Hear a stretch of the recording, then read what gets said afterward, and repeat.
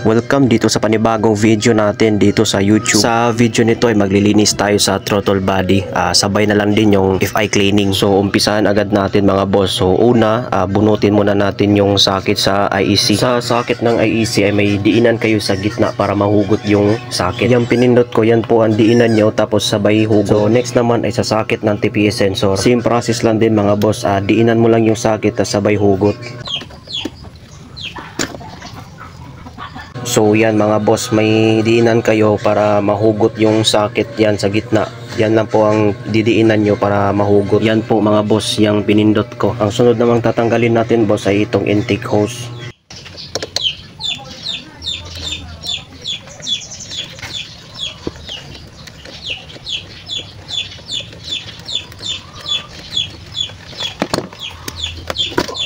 So ayan, natanggal na rin. Huwag muna to luwagan itong screw sa throttle cable. Medyo mahirap dyan makapwesto. Baka bumilog. Lalo na pag unang tanggal, matigas talaga yan. Yan boss, yan tinuturo ko na screw. Huwag muna yan luluwagan. Yung dalawang allen bolt sa throttle body muna ang tatanggalin natin mga boss para makapwesto tayo ng maayos sa screw ng throttle cable. Dalawang allen bolt lang yan para matanggal na natin yung throttle body. Yung isa nasa ilalim yan, tinuturo ko boss. Yan po, yung allen na yan. So ayan, gumamit tayo ng 5mm allen socket.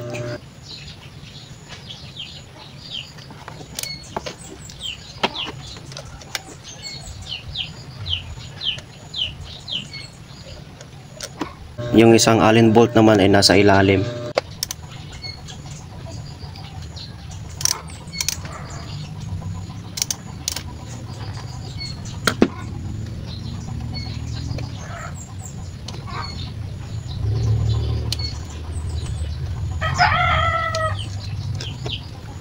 Sa next naman tatanggalin natin ay sa screw ng throttle cable. Kung nakikita nyo sa throttle body ay maangat na po siya, ay makapwesto na po tayo ng maayos. Kung hindi po natin tinanggal yung dalawang bolt sa throttle body ay sasabit po ang screwdriver natin sa socket ng FI. Yan, mukhang matigas siya. Wag lang natin pilitin, baka bumilog. So gagamit tayo ng T-wrench na tools para may puwersa.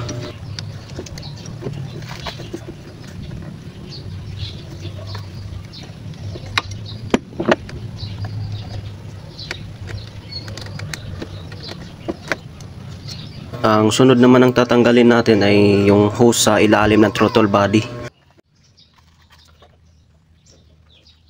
Para mahugot itong hose sa ilalim ng throttle body, hilain lang pababa yung clip na parang wire.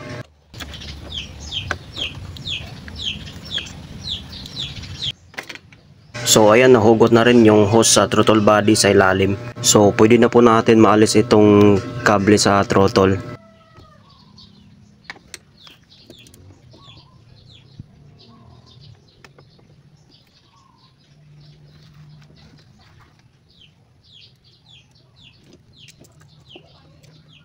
Yan, medyo madumi na din yung ating throttle body, pero hindi naman masyado kasi nasa 18,000 pa lang po ang takbo nito, basta maalaga lang sa air filter. So next naman natin tatanggalin ay itong sa IEC na. Kung nakikita nyo sa tornilyo mga boss, naka-allen bolt na yan.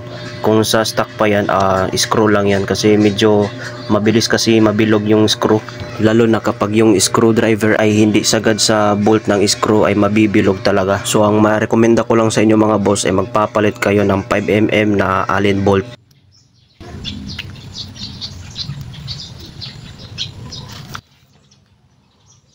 So ayan, at nabuksan na rin natin yung IEC niya. Madumi na rin sa ilalim ng IEC niya. So mukhang kailangan ng linisan mga boss. Kung makikita nyo sa IEC mga boss, sa dumi niya parang nag-moist na siya.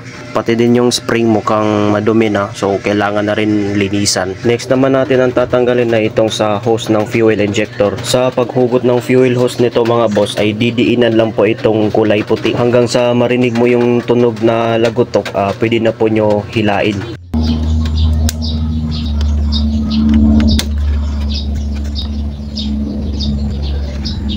So ang sunod naman natin ang hugutin ay itong socket ng fuel injector. Tapos niyan ay yung mismo fuel injector na po ang tatanggalin natin sa pamamagitan ng 8mm na socket wrench.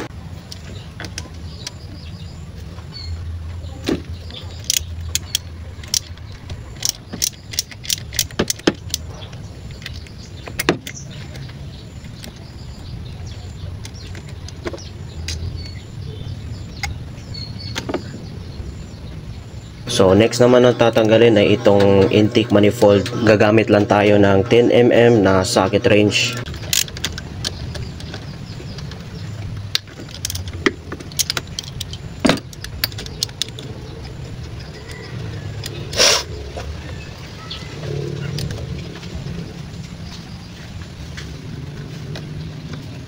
So ayan, pwede na po natin maalis itong intake manifold. Biruin mo mga boss, hindi pa ganun ka dumi yung intake manifold sa takbong 18,000 pa lang, basta maalaga ka lang sa air filter. So kailangan pa rin maglilinis mga boss, dahil sa standard po ng manual, every 12,000 odo po bago kayo magpalinis. Sa akin, wala talaga akong plano na maglinis sa throttle body dahil marami pong nag-request sa akin at naiipon na. So pagbigyan natin, lalo na sa mga gusto mag DIY. So at least nakakatulong naman kahit paano basta kapwa Bergman.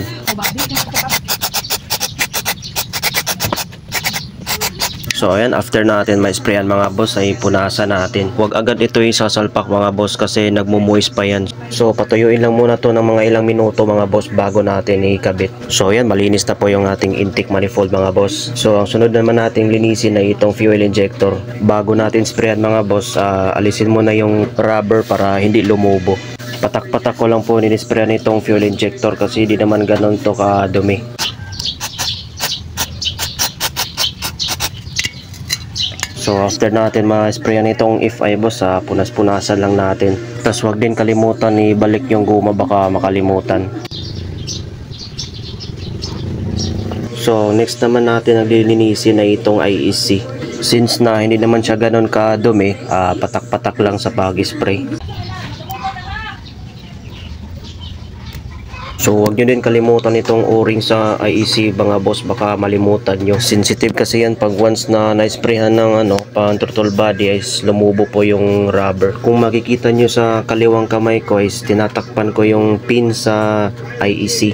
Kasi dyan na part sa may pin ng IEC is mahirap kasi yan kalikutin pag pinunasan natin. At hindi naman agad natutuyo kasi after nyan mapunasan is magmo-moist pa yan. Kaya tinatakpan ko. So next naman ang lilinisin natin ay itong spring ng IEC. Patak-patak na lang yan kasi hindi naman po yan gaano ka dumi.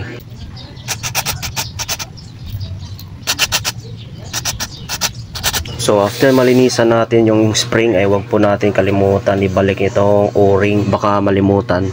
Sa throttle body bago po natin lilinisan para hindi ito lumubo pag napatakan ng spray natin na pang throttle body. Sa throttle body magbibigay ako ng 6 na senyales na kailangan mo na linisin yung throttle body.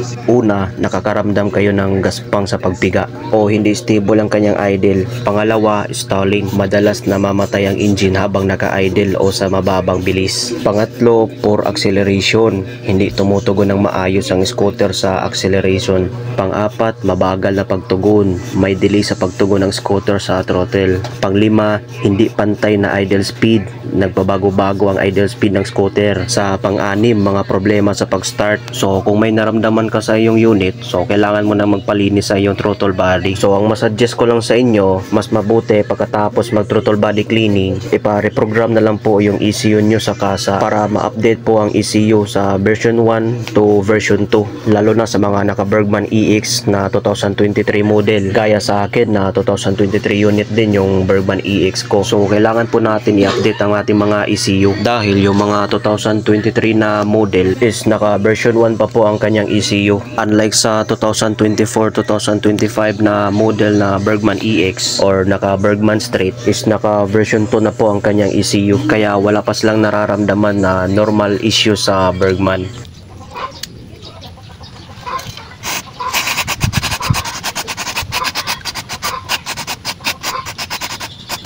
Tapos yan may spray na pwede na po natin itong punasan.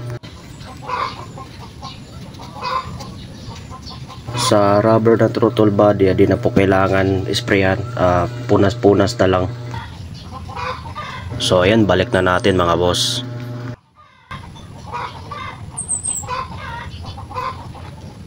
So pati din sa o-ring ng intake insulator, punasan lang yan mga boss.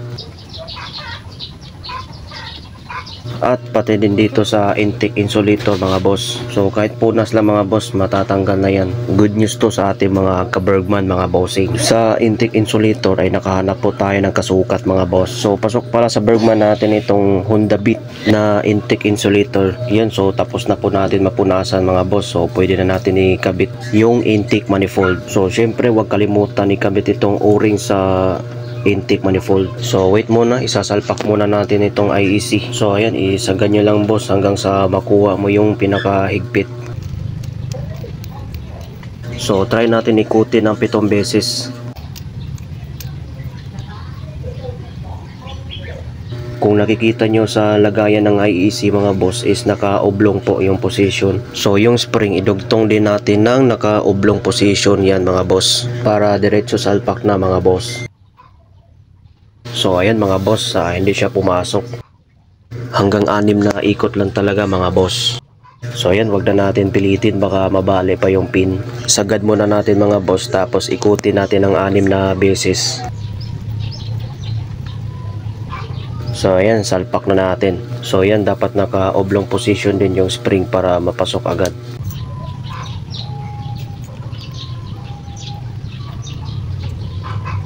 So ayan, pumasok siya sa 6 na ikot. Yan, tas pwede na po natin itong higpitan. Sa paghigpit ng IEC, huwag persahan mga boss para hindi mabiyak yung kabitan sa IEC. So ayan, pwede na po natin ibalik itong intake manifold.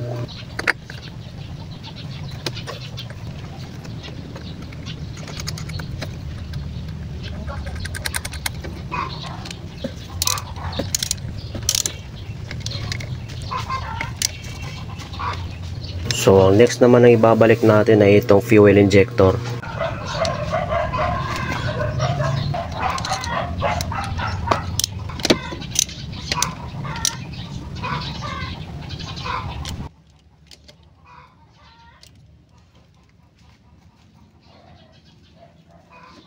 So ang sunod i-plug natin ay itong socket ng fuel injector. Next naman is yung sa fuel hose ng injector. Bago nyo ipasok yung fuel hose sa injector mga boss, iangat muna yung puti bago isalpak sa fuel injector. Tapos pag nasalpak na, pwede nyo po i-push down yung puti mga boss para mag-lock. Next naman boss ay itong hose sa ilalim ng throttle body. At wag nyo din kalimutan ibalik yung clip sa ilalim ng throttle body na hose. Tapos yan mga boss, ay pwede na po natin ibalik itong 2 kable sa throttle body.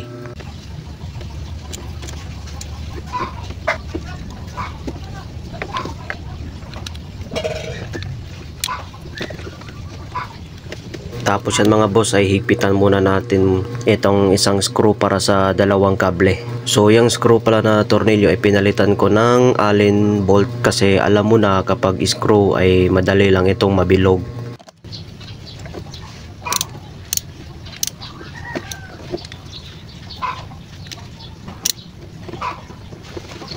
So next naman boss ay itong 2 tornilyo sa throttle body.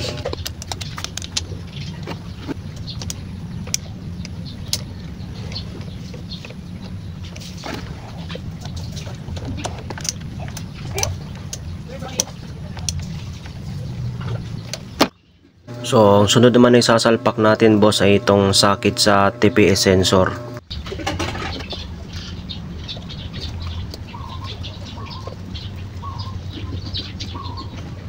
Then sunod na rin yung socket sa IEC. Then last na itong intake hose. Tapos yan mga boss, pwede na po natin itong paandarin. Yan, napaka goods mga boss. Kung makikita nyo sa dashboard ay wala kayong makikita na check engine.